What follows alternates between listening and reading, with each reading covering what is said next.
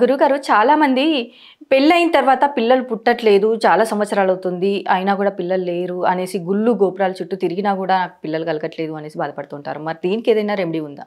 పిల్లలు చాలామందికి పుట్టరు. అందుకంటే రుణానుబంధ రూపేణ పశుపత్నే సుతాలయం అన్నది శాస్త్రం. రుణం ఉంటేనే వీళ్ళకి పిల్లలు పుడతారు. అంటే పిల్లలు ఎవరంటే అప్పులోళ్ళు. వీళ్ళు అప్పే చేయలేదు, మంచోళ్ళు. పాపం పిల్లలు పుట్టిన వాళ్ళంతా మంచోళ్ళు అనమాట. వీళ్ళు ఎవరి దగ్గర అప్పులు చేయలేదు. కాబట్టి వీళ్ళ దగ్గర వసూలు చేయడానికి వాడు ఎందుకు వస్తాడు? ఇప్పుడు మనం ఇంటి దగ్గర ఒకళ్ళు ఉంటాం, మనం ఎవరి దగ్గర అప్పు తీసుకుని ఎగ్గొట్టామనుకో, వాడు అప్పు ఇచ్చేదాకా రోజు వస్తాడు, మనల్ని పీడించుకు తింటాడు. హరిశ్చంద్రుడిని నక్షత్రకుడు ఎలా చెప్తే పాపం హరిశ్చంద్రుడి కుమారుడిని లోహితుడు మొత్తం రోజు 24 గంటలు పీడిస్తారు హరిశ్చంద్రుడిని. ఆ తర్వాత అందుకే నక్షత్రకులా పడ్డావేంట్రా నాయన అంటాం మనం. విశ్వామిత్రుడి శిష్యుడు నక్షత్రకుడు. హరిశ్చంద్రుడికి వదిలేస్తే మా గురుగారు అప్పిచ్చే అని రోజు తిరుగుతాడు. అదే మనము అప్పు తీర్చేసామనుకో, వాడికి రోజు బిర్యానీ పెడతామన్నా మన ఇంటికి రాడు వాడు. డెఫినెట్ ఛాలెంజ్ అది. ఏదో ఒకసారి 2 సార్లు వస్తాడు, బిర్యానీ పెడతామంటే రోజు తినే బిర్యానీ నేను ఎందుకు అని చెప్పి రాడనమాట. అంటే రుణానుబంధం ఉంటేనే పిల్లలు పుడతారు. ఈ విషయం అర్థం కానటువంటి జనం ఏం చేస్తారంటే, పిల్లలు పుట్టలేదా, గొడ్రాల ముఖం చూడకూడదు. ఇంకొక కొత్త కాన్సెప్ట్ ఉంది, ఒక్క కొడుకు ఉన్న ముఖం చూడకూడదు, ఒక్క కొడుకు ఉన్నవాడు ఉన్న తల్లి ఎదురు రాకూడదు.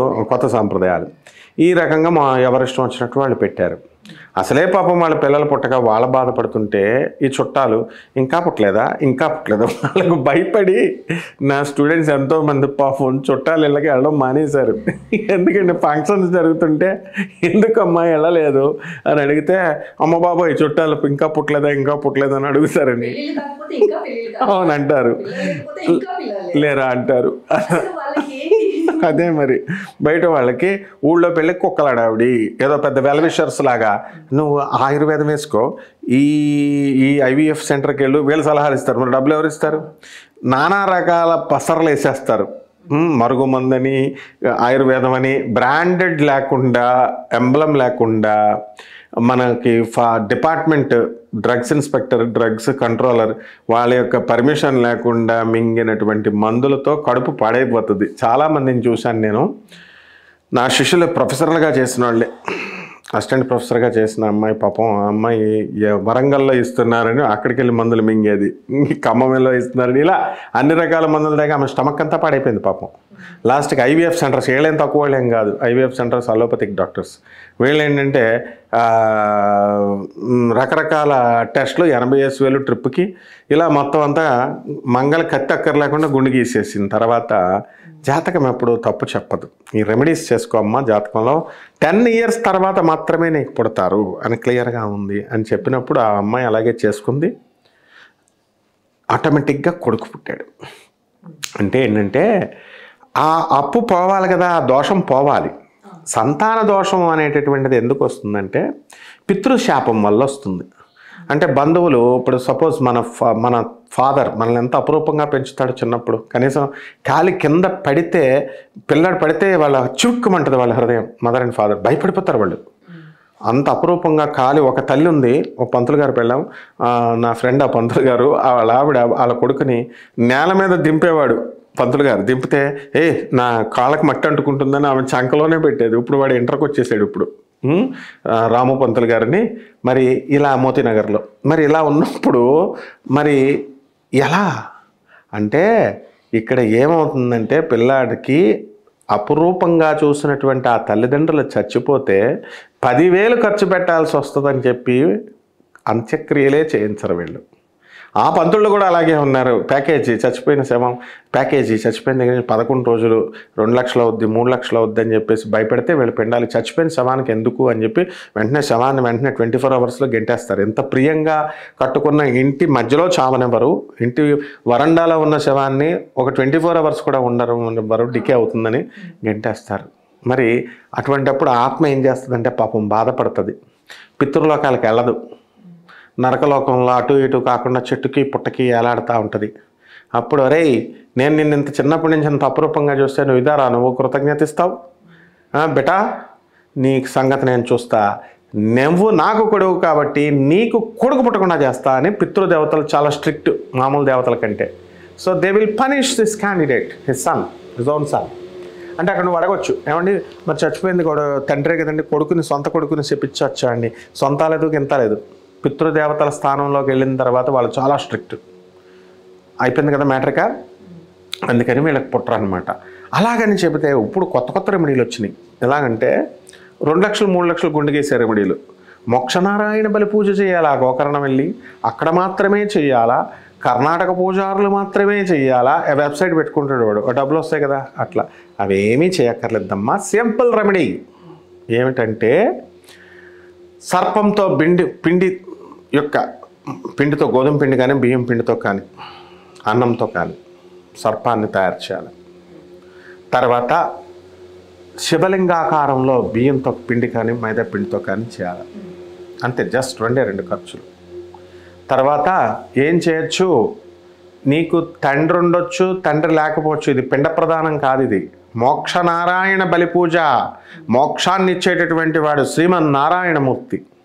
అటువంటి శ్రీమన్నారాయణమూర్తికి ఈ యొక్క పసుపు కుంకుమలతో మనం చక్కగా వేసుకొని ఈ సర్పాలకి ఈ యొక్క శివలింగానికి వేసి గోవిందా గోవిందా అనుకుంటూ చక్కగా పుష్పాలు, అక్షతలు, కుంకుమ, పువ్వులు వేసి ఏమని చెప్పాలా, మమ పితృదోష నివారణ ద్వారా సత్సంతానం ప్రాప్త్యర్థం ఏ మోక్షనారాయణ బలి పూజాం కరిష్యే అని చెప్పాలి.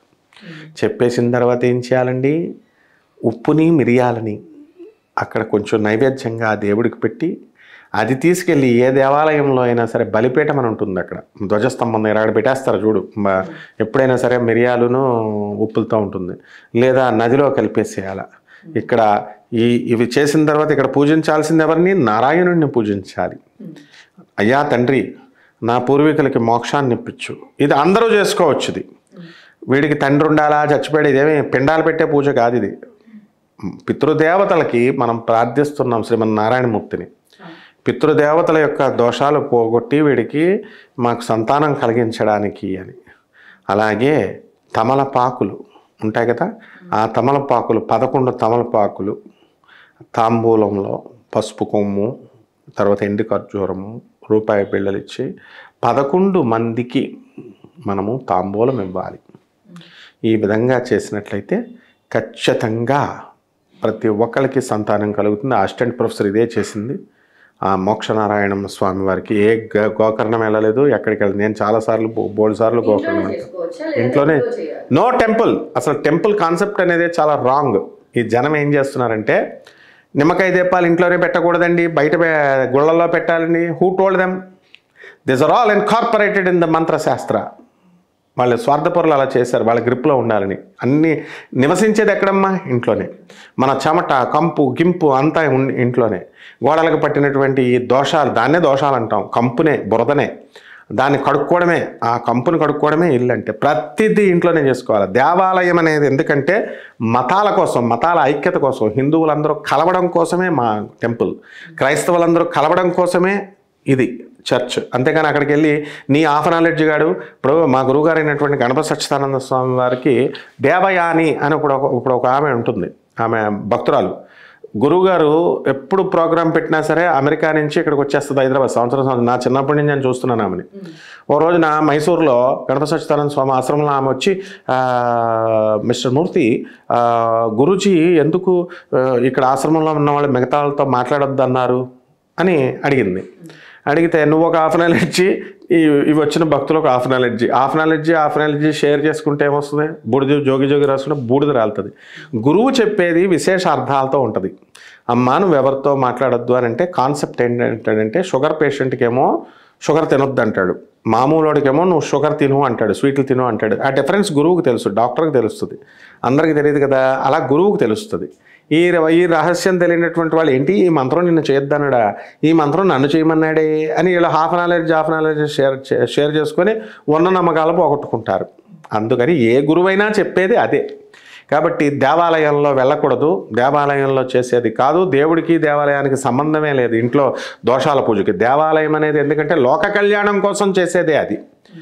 వర్షాలు బాగా పడాలి, ఎండలు బాగా కాయాలి, పంటలు బాగా పండాలి, దేశం సుభిక్షంతంగా ఉండాలి అని చెప్పడానికి మాత్రమే దేవాలయం. వ్యక్తిగత సమస్యలకి ఇళ్లల్లోనే చేసుకోవాలి. పెళ్ళి ఎక్కడ చేస్తున్నారంటే పెళ్ళిలో శోభనం ఎక్కడ చేస్తున్నారు? ఇంట్లో చేస్తారు. పెళ్ళి ఎక్కడ చేస్తారు? ఇంటి ఫంక్షన్ అది. దేవాలయాల్లో చేస్తున్నారంటే దేవుడి మీద ప్రేమ కాదు అది. కమ్యూనిటీ హాల్ 15 లక్షలు అడుగుతున్నాడని దేవుడి మీద ప్రేమతో మేము మొక్కుకున్నాం. మాకున్నారమ్మా వాళ్ళు ఏమంటే మా అబ్బాయిని మేము మొక్కుకున్నాం తిరుపతిలో చేస్తామని, అన్నవరంలో చేస్తామని. ఎందుకని ఆ పిసినారు ఆవిడ గుళ్ళో అక్కడ చేయాలని. తర్వాత రిసెప్షన్ పెద్ద భయంకరంగా పెట్టకుండా ఇంట్లో పెట్టేసుకుంటారు. అక్కడ ఫంక్షన్ హాల్ ఖర్చులు తగ్గిపోతాయి, ఇవన్నీ తగ్గిపోతాయి. మోస్ట్ ఆఫ్ ద 90% కేసెస్ దేవాలయాలను ఉపయోగించుకునేదంతా కూడా ఎందుకే. అందులో ఏ మొహమాటం లేదు, ఏ ఎక్సంప్షను లేదు. నా ఎక్స్పీరియన్స్ వెరీ రిచ్ ఎక్స్పీరియన్స్. ఎందుకంటే ఇప్పుడున్నటువంటి పీఠాధిపతులు, ఇప్పుడున్నటువంటి ప్రవచనకారులు వీళ్ళంతా నా గురువులు. ఎంత బచ్చా డేస్ బేబీ అప్పటి నుంచి నేను చూస్తున్నాను జనం సైకాలజీ. సో ఈ విధంగా నమ్మకంతో ఎవరైతే ఈ యొక్క రెమెడీని చేసుకుంటారో వాళ్ళకి ఇమ్మీడియట్గా సంతానం కలుగుతుంది. ఇప్పుడు మరి ఐవీఎఫ్ సెంటర్స్ నువ్వు అబ్జర్వ్ చేయి, 2-3 సార్లు చేస్తారు. ఎందుకు పిల్లలు పుట్టట్లేదు? మరి డాక్టర్లు ఇప్పుడు నేను డాక్టర్నే, ఎందుకు పుట్టట్లేదు? వై అంటే డాక్టర్ అనేవాడు మందు ఇస్తాడు, మెడికేషన్ ఇస్తాడు, అంతవరకే. కానీ పిల్లలు ఇచ్చేది భగవంతుడు, కడుపులో పుట్టించేది. కాబట్టి ఈ విధంగా మనం చేసుకోవాలమ్మా. అలా చేసుకుంటే ఏం కాదు. అలాగే గురుగారు, అసలు పిల్లలకు పుట్టకపోవడానికి కారణం ఏంటి, అసలు పుట్టాలి అనేసి అంటే ఎలాంటి రెమెడీస్ పాటించాలనేసి చాలా చక్కగా వివరించారు గురుగారు. ధన్యవాదాలు. ధన్యవాదాలమ్మా.